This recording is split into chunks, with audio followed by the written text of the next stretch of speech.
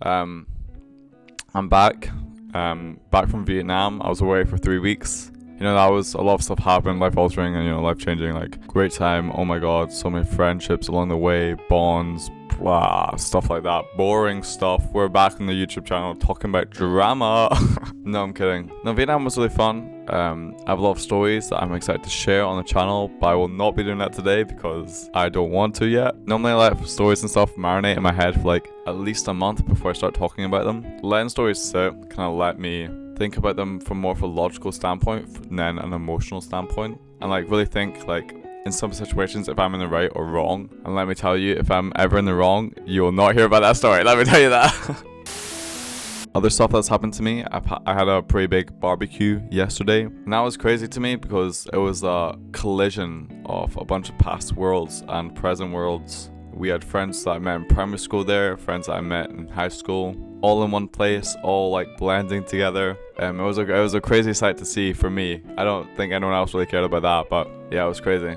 A bit disappointing for me as well because, well, I'm always disappointed, but the thing is, I really struggled at that party, talk to everyone. I felt like I always had to like constantly be going around jumping in and out of conversations, so I never feel like I had any real conversation there. It was a great time, everyone had a good time. Some spicy stories happened there, so I'm excited to talk about them in future videos as well. I'm gonna let time kind of like take away all my subjectivity towards the situations that occurred and like to all the stuff that happened, so we can talk about it objectively. Yes. You can probably tell it's the morning after the party because my voice, first of all, and my brain is just not really functioning right now, which, I mean, to be honest, whenever I film these videos and I turn the camera on, my brain just shuts off and it's like I have no idea what to talk about.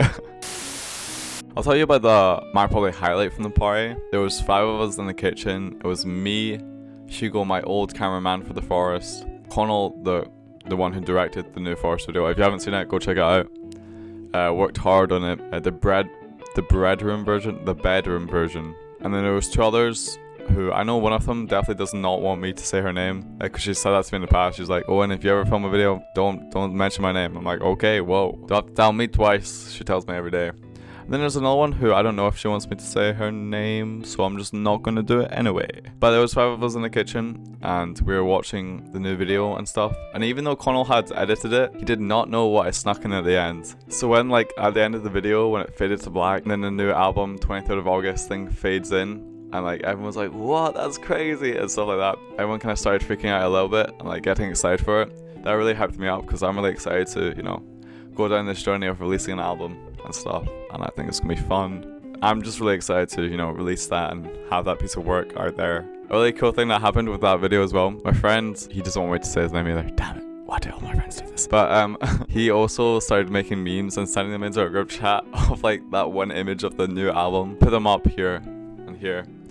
Yeah, that was really cute and wholesome from him, so thank you to that friend, that was very nice. The funny thing about that friend who was sending memes of like the new album 23rd of August thing, he was in France at the time of my birthday party. And the funny thing is, I was in France when he had his birthday party. I just find that to be like a funny coincidence, unless he deliberately planned it so he'd be in France for my birthday, getting his revenge. I knew it. That sly dog. I respect it. I respect committing to the bit. I don't think it was though, because it was a family trip, so I don't think like he's specifically told his family, hey, we have to go to France on this date. I started thinking about like the last time I cried. This is weird. This is a weird topic, but I'll tell you why I've been thinking about it. And the last time I cried in a public setting, I think was last year. It was like a last concert at school. 2 of my good friends, who weren't at my party, sadly they both had commitments, they sang the song from Wicked.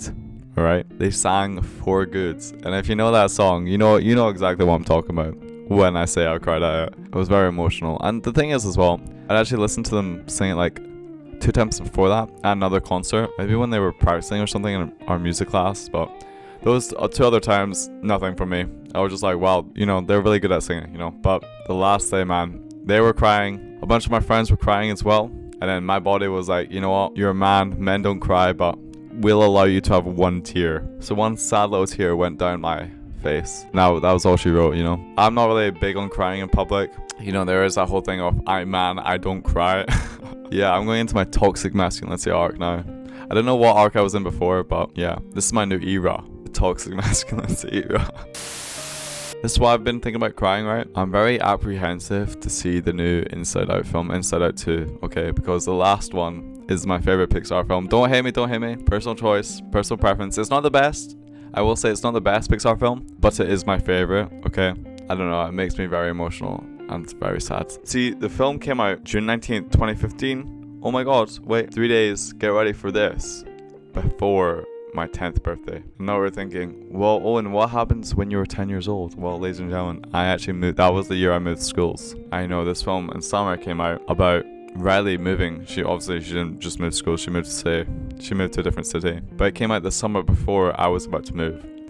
And I saw what happened when she moved, and she had an awful time, She didn't have many friends. Her old friends had all moved on. And that's what I thought was going to happen to me. Because I had a really tight group of friends in my primary school. But luckily, unlike Riley, I'm definitely very swag, so I made so many new friends. I'm scared for 2 reasons of watching Inside Out 2. The first reason is it's going to ruin the first one for me, if it's really bad. And the second one is it's going to be really good and make me sad as well. So yeah, those are the 2 reasons why I'm apprehensive to see Inside Out 2, ladies and gentlemen. But I've heard it's good, so my expectations are pretty high for it, sadly. Which is never a good thing for me. I know there's a bunch of plot holes in the original as well. That's why I said it's not the best Pixar film, but looking past all of them, it's my favorite, definitely.